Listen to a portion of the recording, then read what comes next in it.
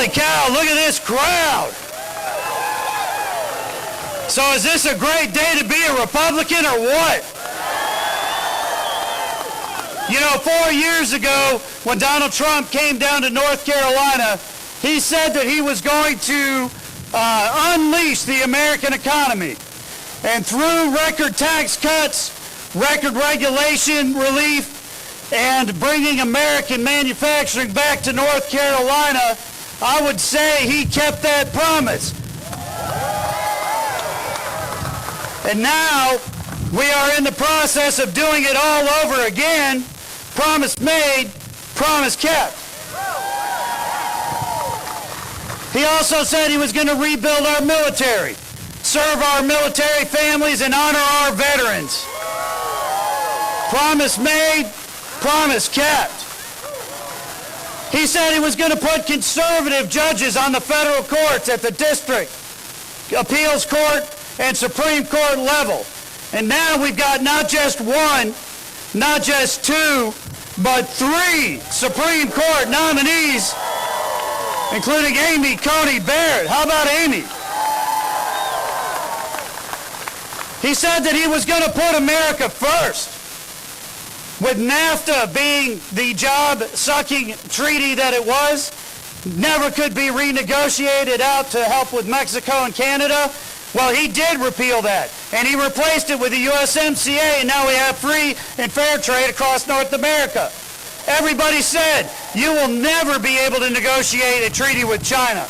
Wrong. We have a China trade deal, and now we're not shipping our manufacturing jobs over there. We're bringing them back home. And when they said that we would never be able to get our partners in NAFTA to pay their fair share, boy, he sure did, and they're paying their fair share. Promise made, promise kept. North Carolina is a top 4 state for President Trump. That means that if he wins every state that John McCain and Mitt Romney both won, that he'll get to 270 electoral votes. He needs to win Florida, Ohio, Pennsylvania, and right here in North Carolina, and we're going to deliver. We've got the #1 Senate race in the entire country.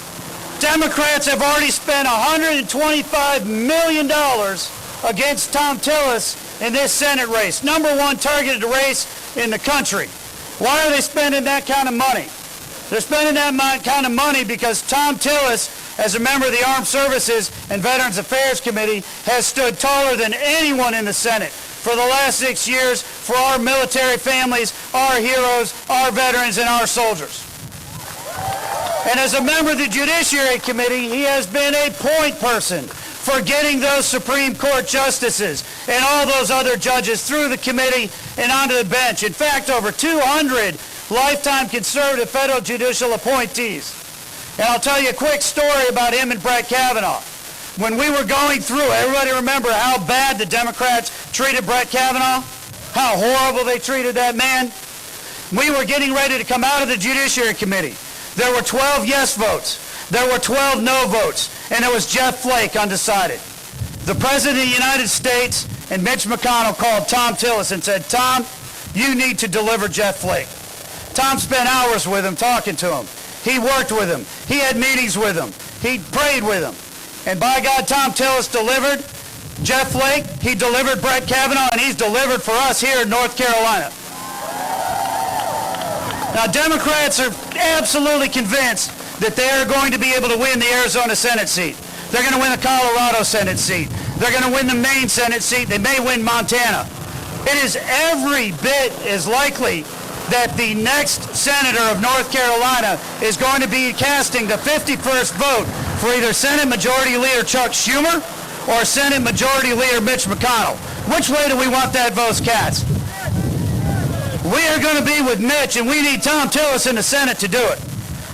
We also have the #1 governor's race in the entire country. The Republican Governors Association, the Democratic Governors Association agree on exactly one thing this year, that Roy Cooper is the most vulnerable incumbent governor in the country. And I would argue that if there is any governor in the country that needs to be knocked off, it's Roy Cooper. We're talking about a governor who vetoed the Born Alive bill. Only one of 4 governors in the whole country to veto a bill that would prohibit infanticide, and he's the most radical, pro-abortion governor in the history of North Carolina. We're talking about a governor who vetoed a sanctuary sheriff's bill that would prohibit sheriffs from releasing violent, illegal alien criminals into our communities. And when we had rioting, and we had looting, and we had vandalism, and we had people burning down and destroying small businesses in Charlotte, in Raleigh, in Wilson, in Fayetteville, and all across this state, did the governor come out of his bunker and meet with local officials to see what he could do to help? No. Did he come out of his bunker to meet with local law enforcement officials and see what support they needed? No. He brought those rioters, those looters, and those vandals into the governor's mansion. He met with them, and then he walked out to his front gate. He took his mask off and walked from one end of his compound to the other with them for the photo op to let the world know that those are his people and those are his values. We do not need those values in the governor's mansion. We need Dan Forest in the governor's mansion. Now, in 2016, North Carolina delivered 2.36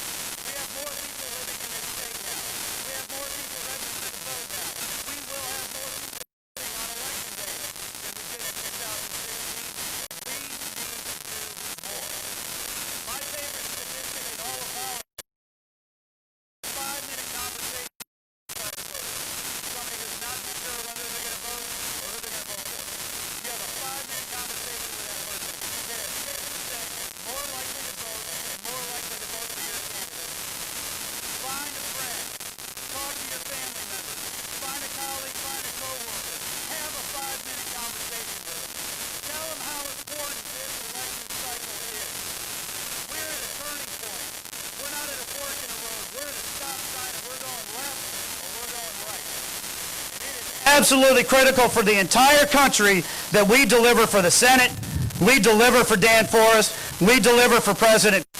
But if you go have that 5-minute conversation, you have those conversations with your friends and families and coworkers, then here's what we're going to do.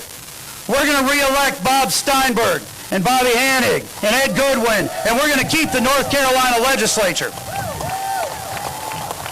We're going to send our members of Congress like Greg Murphy back and put Nancy Pelosi back in San Francisco where she belongs. We're going to send Tom Tillis back to represent North Carolina and keep the Republican majority in the Senate.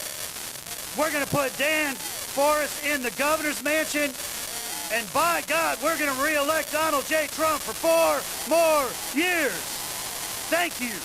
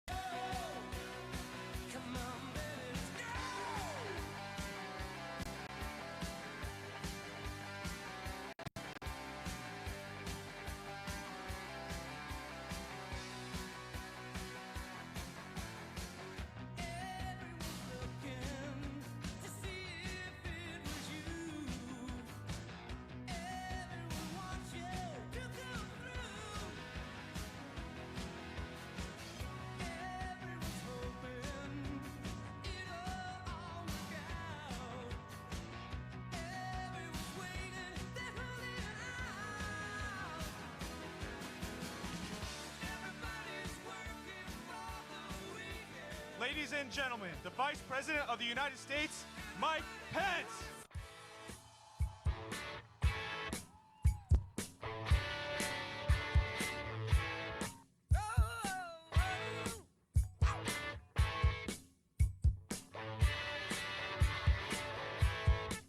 There she stood in the street, smiling from her head to her feet. I said, hey, what is this? Now, baby, maybe she's in need of a kiss. I said, hey.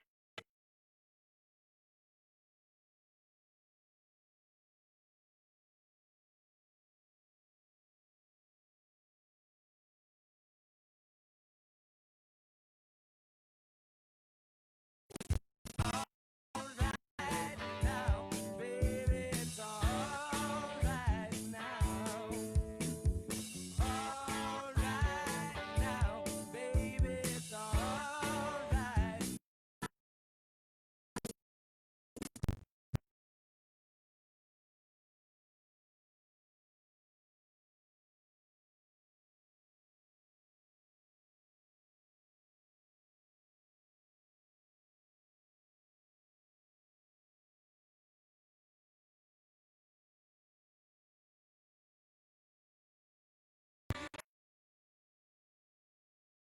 I said, slow, don't go so fast. Don't you think that? She said, love. Well, hello, North Carolina.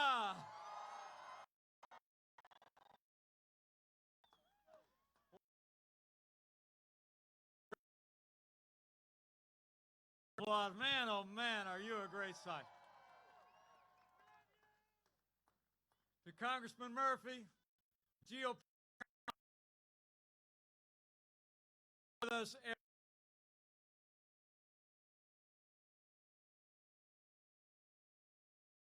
Good. Because it is great to be back in the Tar Heel stage. But I know we're all here for one reason and one reason only. And that is that North Carolina and America need 4 more years of President Donald Trump in the White House.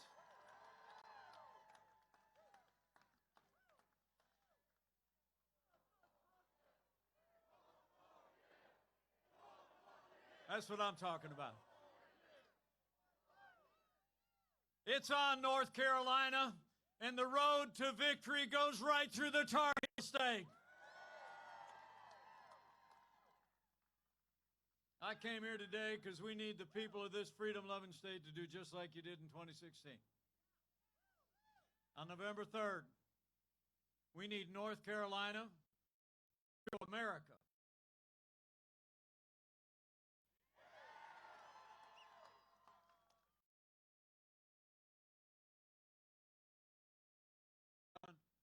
President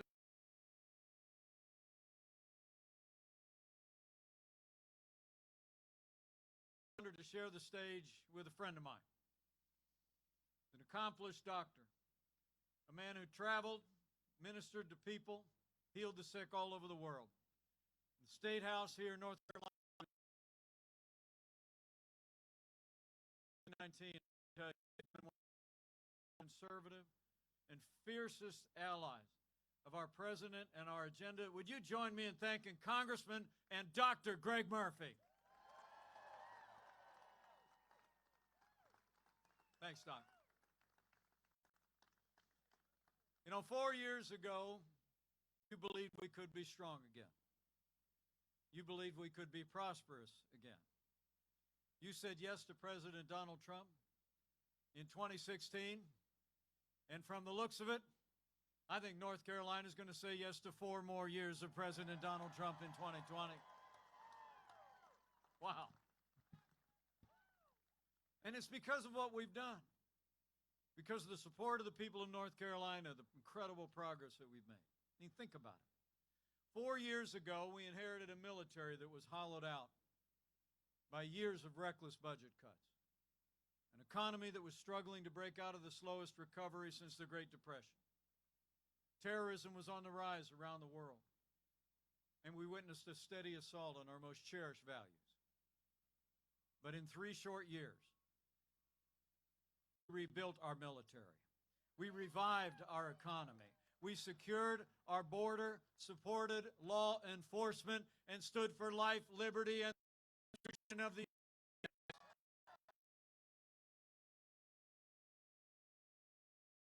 economy.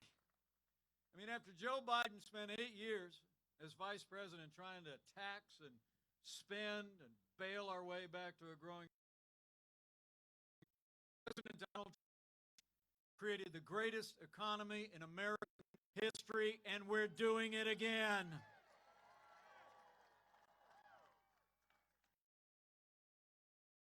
The GDP numbers that just came out. Wow. The American economy grew by more than 33% during the third quarter, shattering any previous record by far. The great American comeback.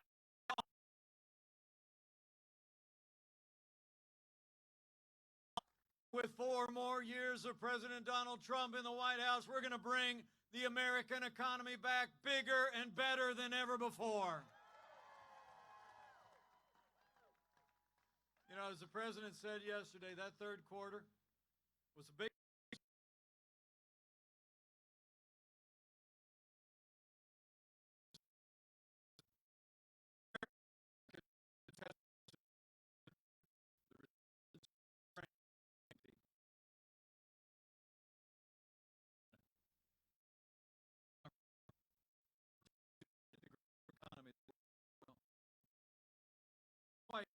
It's astonishing to think in the midst of a global, Biden actually wants to raise taxes by $4 trillion. He wants to pass a $2 trillion version of the Green New Deal. He wants to go back to the individual mandate and taxes.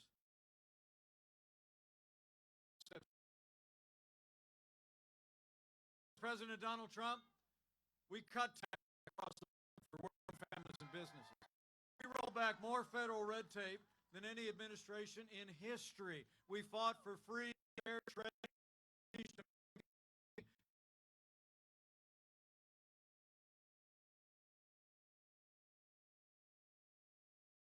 Thousand jobs right here in the Tar Heel State. I mean, in those first 3 years, North Carolina saw its lowest unemployment rate since the Great Recession and the highest home ownership ever. And you know, I really feel at home when I'm in North Carolina. It reminds me a lot of Indiana. You know, we do 2 things well. Places like ours do 2 things well. We make things and we grow things, right? But you all deserve to know, when Joe Biden was vice president, America lost 200,000 manufacturing jobs. And the last president, who's back on the campaign trail this week, did you see him out there? Well, the last president, manufacturing jobs they lost were never coming back, remember? He actually said, what magic wand do you have? Well, we didn't need a magic wand. We just needed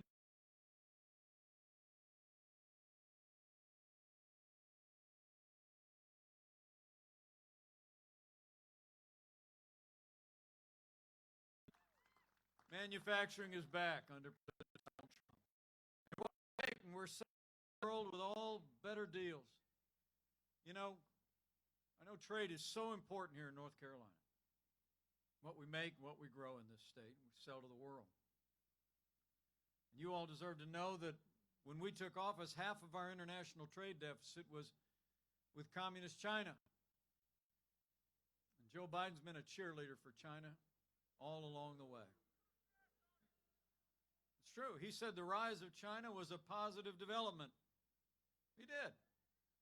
And he scoffed at the idea that China was even competition, even though we were seeing jobs leave our country and open up in China. Under President Donald Trump, we put China on notice. We imposed tariffs on Chinese goods and told them the era of economic surrender is over. And we're going to keep standing strong until they open their markets to what we make and what we grow. I promise you. And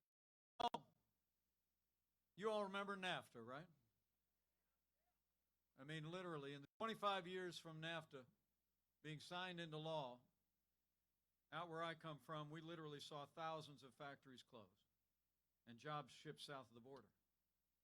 I mean, it was after the election in 2016. I go back to Indiana where I was finishing my term as governor, and I was told that a company that had been in Indiana for 75 years was shuttering their doors and going to Mexico, and they told me there wasn't a thing they could do about it. And Joe Biden and the Democrats, you remember all those years they loved to complain after, right? But Joe Biden never lifted a finger to fix what was wrong with that trade agreement. But when the man who wrote part of the deal got in the Oval Office, we got a way better deal with Canada and Mexico. The USMCA is gone, and NAFTA is here to stay. It's a win for North Carolina and a win for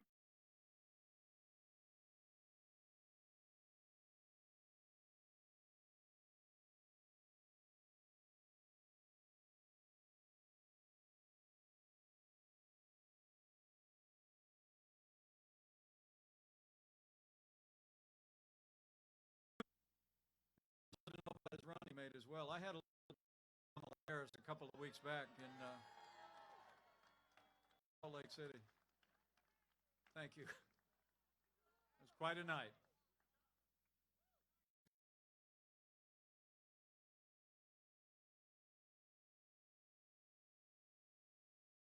The most liberal member of the United States Senate in 2019. I mean, I got to tell you, I served in Congress with Bernie Sanders. You know, it's hard to get to the left of Bernie Sanders. But Kamala Harris found a way.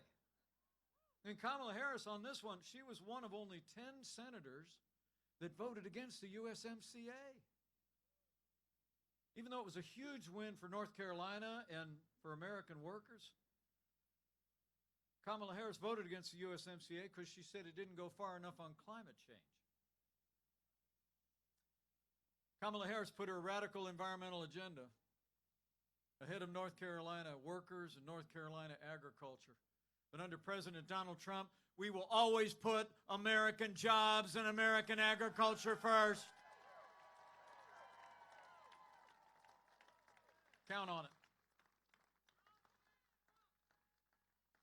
And on energy, the choice is just as dramatic. You know, for the last year, Joe Biden and Kamala Harris have been running around talking about banning fracking, right? And abolishing fossil fuels. And then about the time they start campaigning in Pennsylvania, their tune is changing a little bit. But you know, but Joe Biden went back to it. Did you see that presidential debate? How well did President Trump do in that presidential debate? Come on. Wasn't that great? What a great night.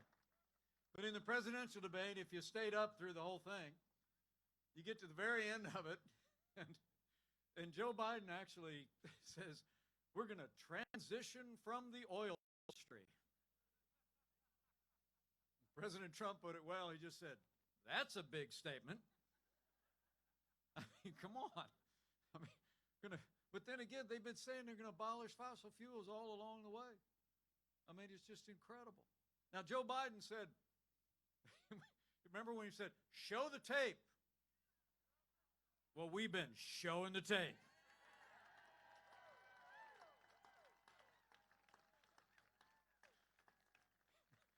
I mean, it's clear. This reminds me of Groucho Marx said years ago, who are you going to believe, me or your own eyes? Right? I mean, just they've been saying it. They're under their Green New Deal, they're going to try and abolish fossil fuels. They're going to try and ban fracking. But under 4 more years of President Donald Trump, we are going to champion American energy. We're a net exporter of energy for the first time in 70 years. And we're going to have 4 more years of American energy independence.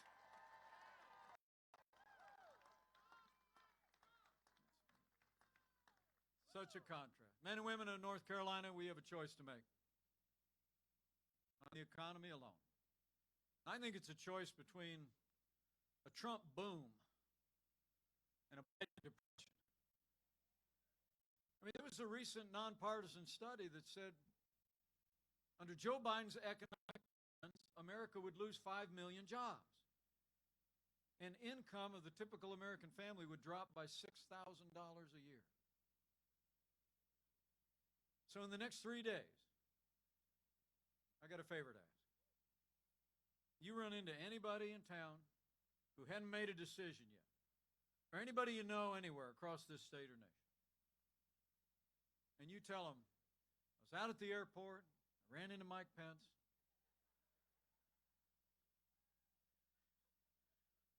and he said if I only had one thing to say to you, he wanted me to ask you this question. I'm serious. You gotta think, I don't know. Who do you really think can bring this economy all the way back?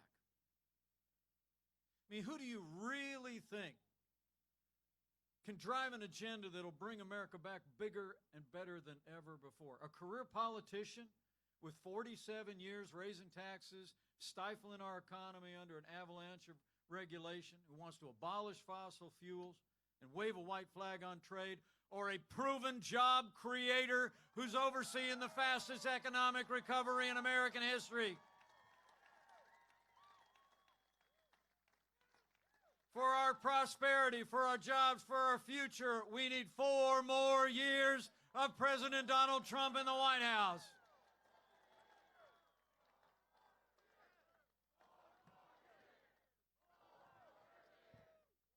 I mean, you tell them that.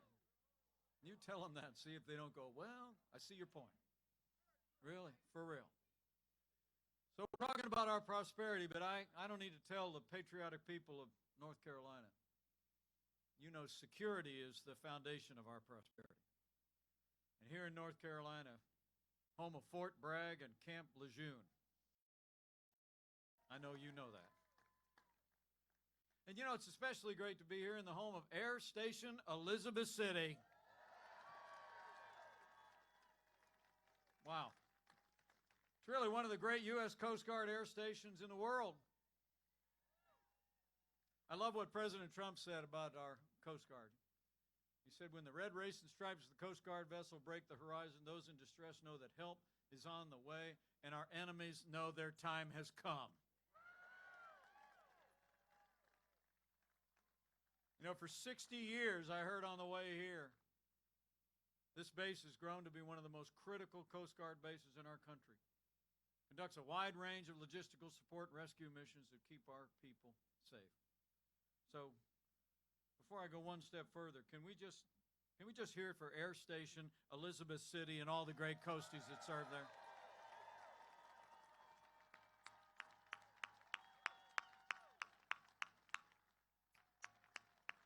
Love our Coast Guard. But you all deserve to know, after years of reckless budget cuts in our national defense when Joe Biden was vice president, they're planning to do it again. I mean, there was an article 2 days ago how Democrats in Washington, D.C. are already planning massive defense cuts to pay for their big government programs if they take over the Congress and the White House. But under President Donald Trump, after those years of cuts that affected our readiness, support for our military, I'm proud to report to you as your vice president, but also as the proud father of a United States Marine and the father-in-law of a Navy pilot currently deployed. Under President Donald Trump, we've signed the largest increase in our national defense since the days of Ronald Reagan. We're finally giving our soldiers, sailors, airmen, Marines, and Coast Guard the resources and the support and the pay that they deserve when they defend our nation. And with that renewed American strength,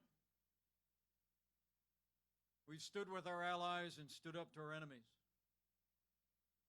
With regard to our most cherished ally, after 4 previous presidents promised to do it, it was President Trump who kept his word when he moved the American embassy to Jerusalem, the capital of the state of Israel. And for the first time in 25 years, 3 Arab nations have recognized Israel's right to exist and establish diplomatic relations. We've stood with our allies, and with that renewed strength, we've stood up to our enemies. Last year, American forces captured the last ISIS caliphate and took their leader out with 1 American casualty. We got out of the Iran nuclear deal. We stood strong against Iran aggression. And an Iranian general responsible for the death of hundreds of our service members, Qasem Soleimani, is gone.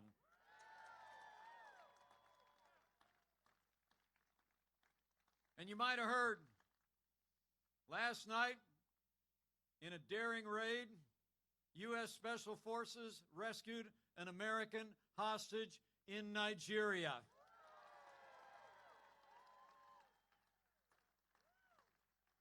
That American is safe and no military personnel were injured.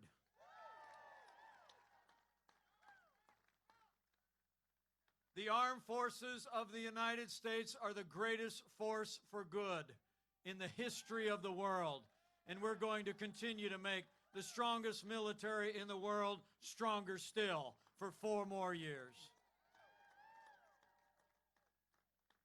So it's been about supporting our military and their families. But it's also been about standing with all of you who served in our armed forces. When Joe Biden was vice president, America saw years of scandal at the VA that shocked the conscience of the nation. You remember? It's incredible. We literally had veterans that were dying, literally dying on waiting lists, waiting to get care at VA facilities, care that they earned in the uniform of the United States. But under President Donald Trump, those days are over.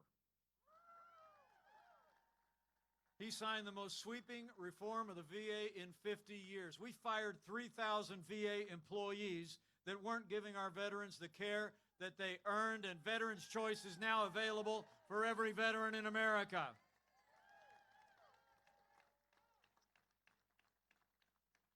You know, I know in this patriotic state, there's an awful lot of you here that served in uniform, so would you mind just putting your hand in the air, men and women?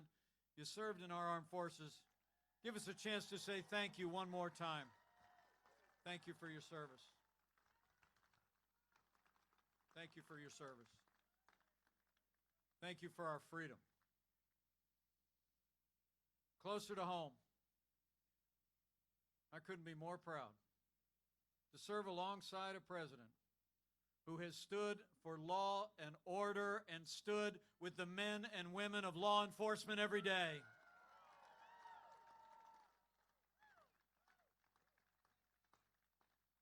You know, when I was growing up in a small town in Indiana, we used to drive up Chicago over the holidays to visit my grandparents.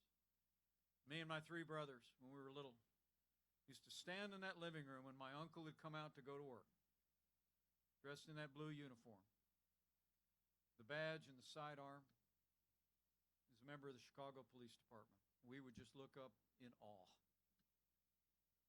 You know, all my heroes wear uniforms.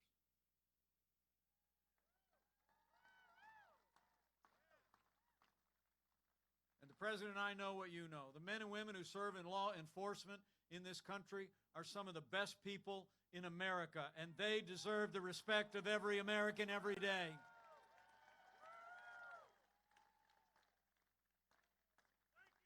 Now, Joe Biden, he thinks that America is systemically racist. Says it all the time. And he also says that he thinks that police officers have a, quote, implicit bias against minorities. When asked if he'd support cutting funding to law enforcement, Joe Biden said, quote, yes, absolutely. And his running mate, Kamala Harris, recently praised the mayor of Los Angeles for cutting $150 million out of the budget of the LAPD. But I'll make you a promise. 4 more years of President Donald Trump, we're not going to defund the police. Not now, not ever. We're going to back the blue, and we're going to back the blue for 4 more years. Would you all mind showing all these law enforcement officers, state and local, that are with us today, how much you appreciate the job they do and the sacrifices they and their families make?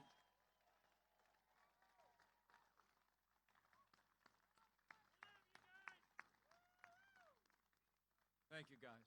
You know we don't have to choose between supporting law enforcement and supporting our African American neighbors or other minorities or families that live in our cities. I mean, under President Trump, we've done both for the last 4 years, and we're going to keep doing both for 4 more years.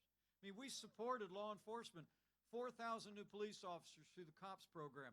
And when violence broke out this summer in major cities around America, we launched Operation Legend, named after a 4-year-old boy that was killed in his bed in the middle of the night. And we've arrested 2,500 violent offenders in cities around America. At the same time, we saw the lowest unemployment ever recorded for African Americans, highest funding for historically black colleges and universities ever. We saw the creation of 8,000 opportunity zones, bringing jobs and opportunity, and we've fought to give educational choice to every family in every city in America.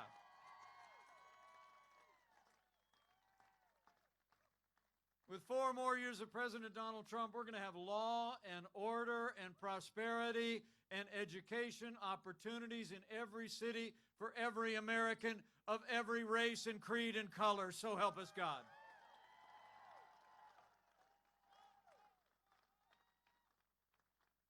So it's been about law and order. The foundation of law and order is the rule of law. And under President Donald Trump, I'm proud to report, with your support, we've actually appointed more than 220 conservatives to our federal courts. And they're all men and women who will uphold the God-given liberties enshrined in our Constitution, like the freedom of religion, the freedom of speech, and the Second Amendment right to keep and bear arms.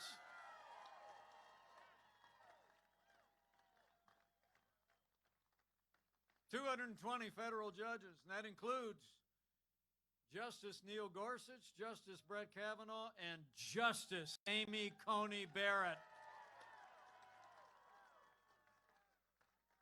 Isn't she great? How much did you love when she was asked, "What you got written on that piece of paper?" Nothing. I'll tell you what, she just is, she's an inspiring person. And she's gonna make America proud as our newest Associate Justice on the Supreme Court of the United States.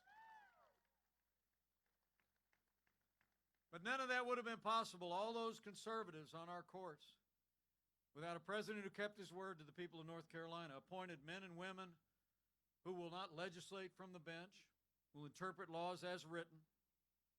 But none of it also would have been possible without the support of both of your Republican senators from North Carolina. So right after you get done re-electing President Donald Trump, we need you to send Senator Tom Tillis back to the United States Senate in a renewed Republican majority. It's got to happen. I mean, this ultimately is about protecting our liberties. I mean, we have people that put on the uniform that have defended our freedoms. But the judiciary in our constitutional republic is the place that's a vanguard for those liberties enshrined in our Bill of Rights and in the hearts of every American. And the truth is, when Joe Biden was vice president, those liberties and our most cherished values were under assault. And that included the freedom of religion. I mean, when Joe Biden was vice president, the last administration used the power of the bureaucratic state to erode the conscience rights of doctors and nurses and religious charities. They actually hauled a group of Catholic nuns who had taken a vow of poverty into court to order them to compromise their faith to live under the standards of Obamacare. Incredible. And that religious intolerance spanned across the Democratic Party in that time. It was just a couple of years ago, the leading Democrat on the Senate Judiciary Committee said that she was concerned about Amy Coney Barrett's sincere Catholic faith. Remember that? She said, and I quote, "The dogma lives loudly within you." Like that was a problem. And then Hollywood elites started attacking Amy Coney Barrett, and they never stopped attacking her for her faith and her values.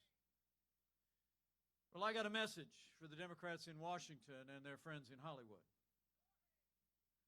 That dogma lives loudly in me. That dogma lives loudly in you. And the right to live and worship according to the dictates of our faith lives loudly in the Constitution of the United States of America.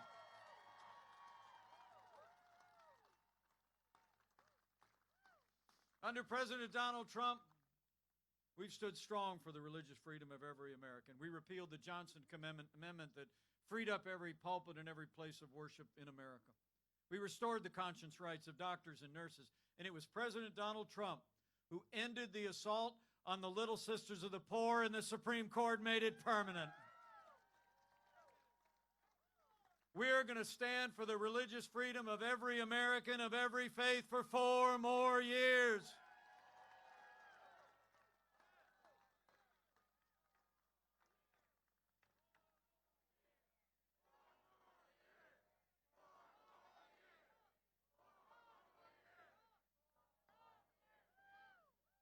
And finally, when you're talking about our values, I couldn't be more proud to serve as Vice President to a president who stands without apology for the sanctity of human life.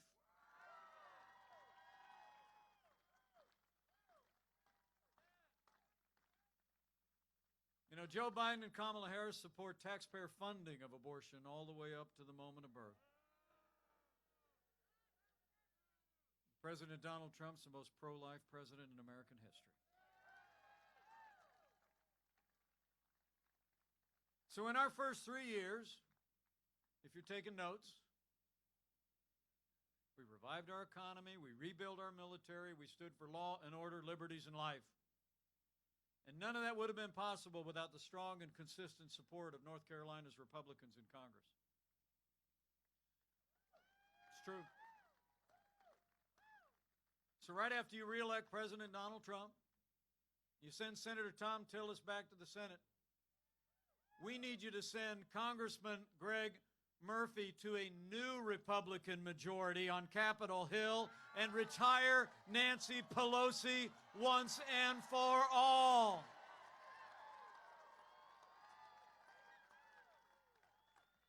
Out. She's got to go.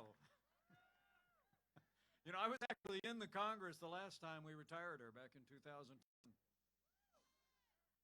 And I plan to be here when we retire Nancy Pelosi again.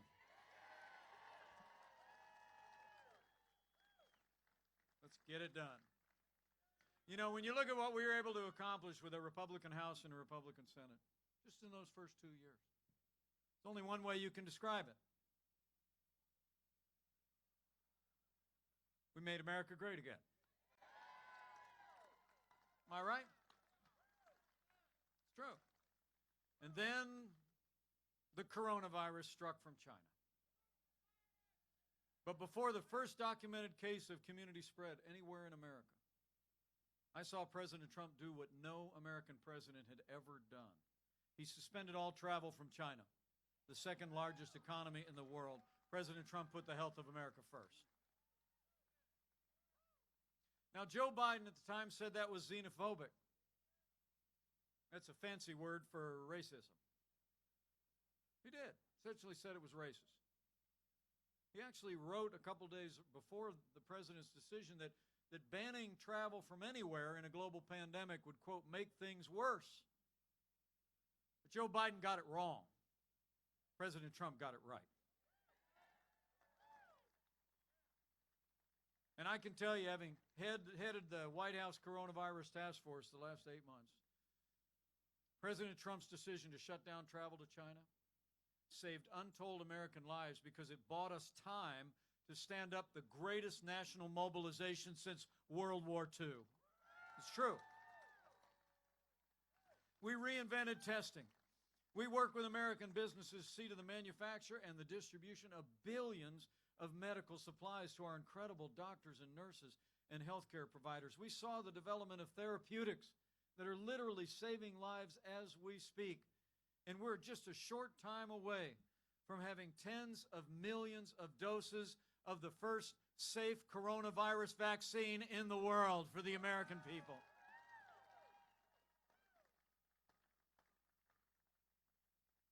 And we're still going through this, men and women. We know it.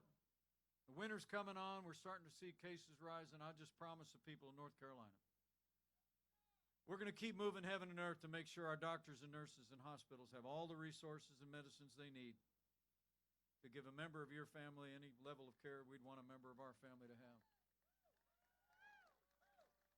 We'll keep all those supplies coming. We'll keep protecting the vulnerable. We'll keep saving lives until the day comes when we have that vaccine and we put this coronavirus in the past. And as we do all that, we are opening up America again.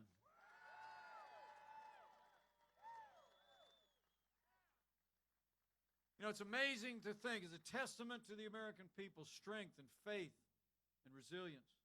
After losing 22 million jobs at the height of this pandemic, because of the foundation that we poured in those first 3 years, because of the unprecedented support that the President secured from Congressman Murphy and others, relief for families, relief for businesses, we've already seen 11.5 million Americans go back to work in the last 5 months, including 320,000 people right here in the Tar Heel State.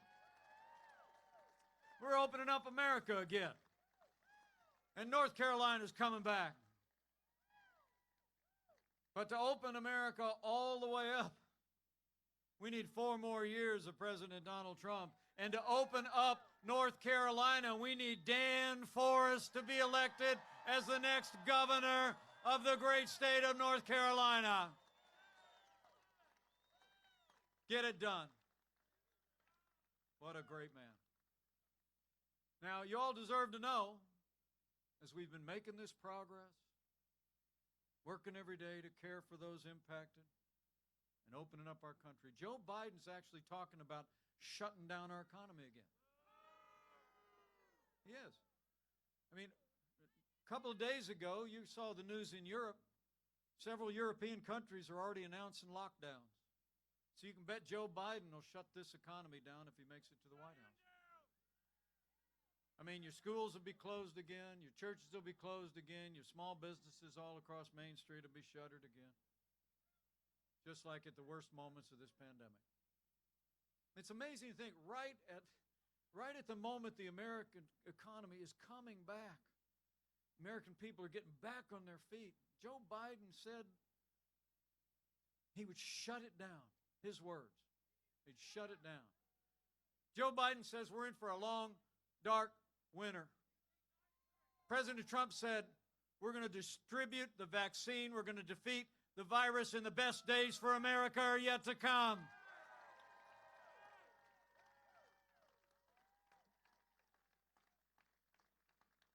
You know, the truth is the choice in this election has never been clearer. But the stakes have never been higher.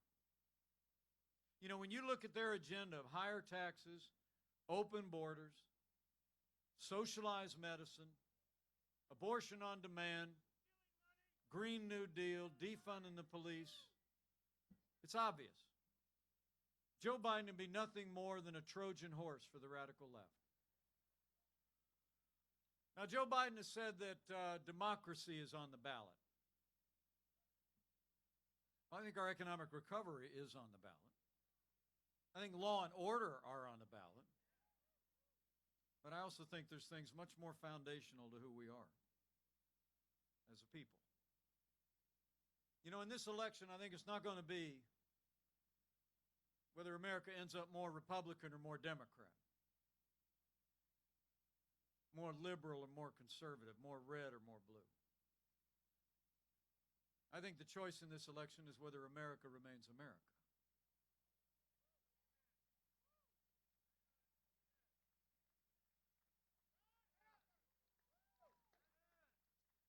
Whether we're going to chart a course for our children and our children's children, build on our great American heritage of faith and family and freedom and patriotism, or whether we're going to let Joe Biden and the Democratic Party surrender to the radical left, shut down our economy, topple our heritage of freedom, traditional values, and set our nation on an inexorable path of socialism and American decline. So let me say to each and every one of you, with 3 days to go, for all the ideals and the values that have always made America unique, exceptional, and great among the nations, for the freedom that generations of Americans have fought to defend, we've got to decide right here and right now that Joe Biden will never be President of the United States. We're going to re-elect President Donald Trump for 4 more years.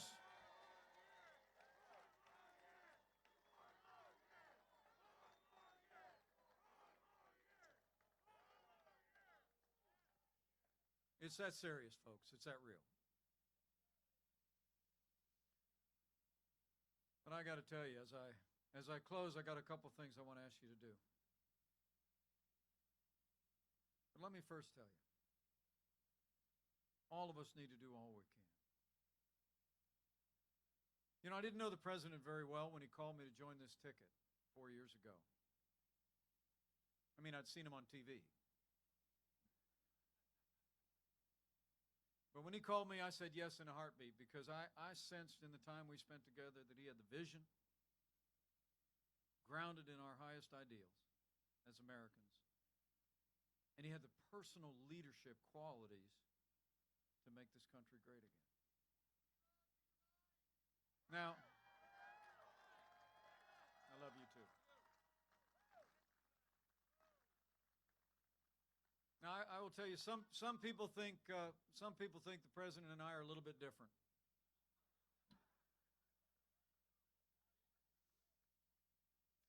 But I want to be honest with you and tell you, we've become very close friends.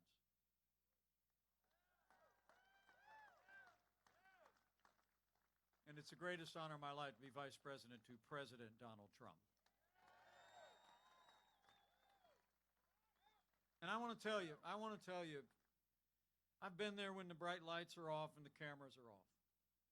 I've served at his side every day these last 4 years. And I can tell you firsthand, against overwhelming resistance, opposition and obstruction like I'd never seen before from the Democratic Party, and against unrelenting and unfair attacks from their allies in the national media. Men and women in North Carolina, I'm going to tell you, there has never been a day gone by that I haven't seen this president get up, turn his face like flint against the wind, and fight to keep the promises that he made to the people of this country. Now it's our turn to fight for him. It's on, North Carolina. You need to bring it. 3 more days to 4 more years.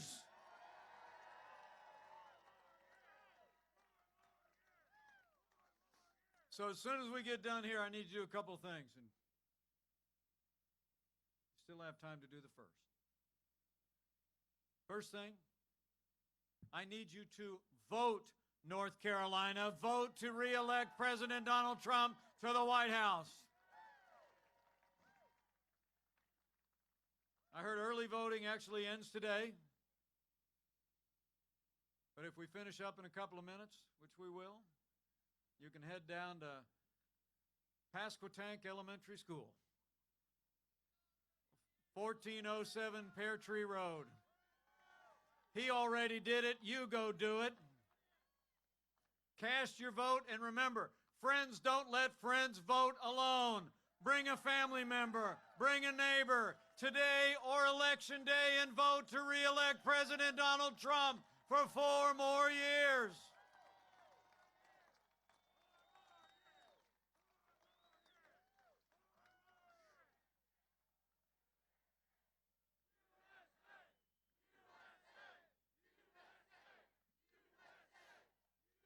So after you vote with a friend,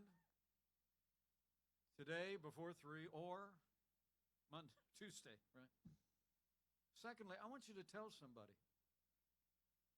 Tell them why you feel so strongly about this president. Tell them everything we accomplished in those first 3 years to make this country strong and prosperous. Tell them about the choice that we face in this election. More dramatic than any choice in my lifetime. You know, the president and I were on 60 Minutes last Sunday night. Yeah, not friendly. But you know, the president got asked a question. He gave an answer I'll never forget. It's like one of my favorite ones he's ever given. This reporter said to him, she said, how would you describe your supporters? And the president said, without missing a beat, he said, they are people who love our country. So go tell your neighbors and friends you love our country. We have a president who loves our country, and we need 4 more years of President Donald Trump in the White House.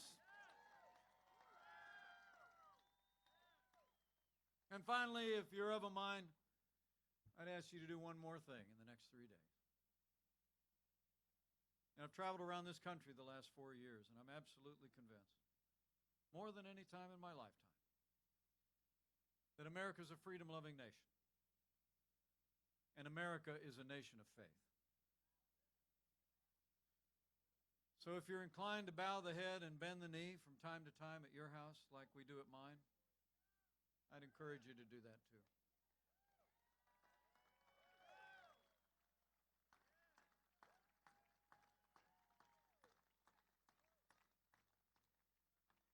I mean, pray for the families that have suffered loss this year. Pray for the doctors and nurses and researchers that are giving care and developing the medicines for those struggling to this day. Pray for our military at home and abroad and all of those who protect and serve. And pray for every freedom-loving American that we would do in our time that which is necessary to preserve our heritage of freedom for ourselves and our posterity. And when you pray, pray with confidence. And claim those ancient words that Americans have clung to in much more challenging times.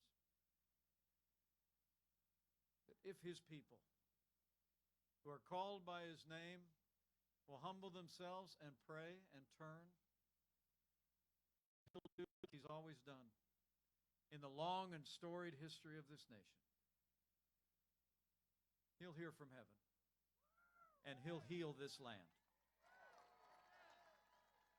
This one nation, under God, indivisible, with liberty and justice for all. So pray for America.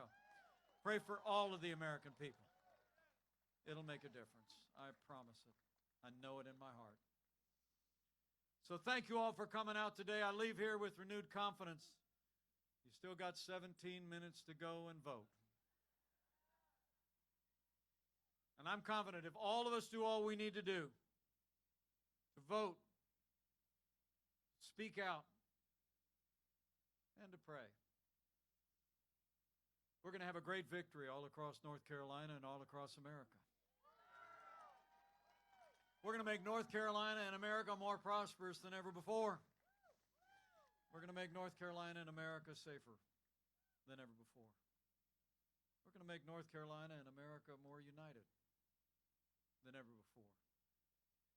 And with Senator Tom Tillis back in the Senate, with Congressman Greg Murphy back in the House, with Dan Forrest in the governor's office, with President Trump back in the White House, and with God's help, we are going to make America great again, again. Thank you all very much. God bless you. God bless America. Now let's go get it done, North Carolina.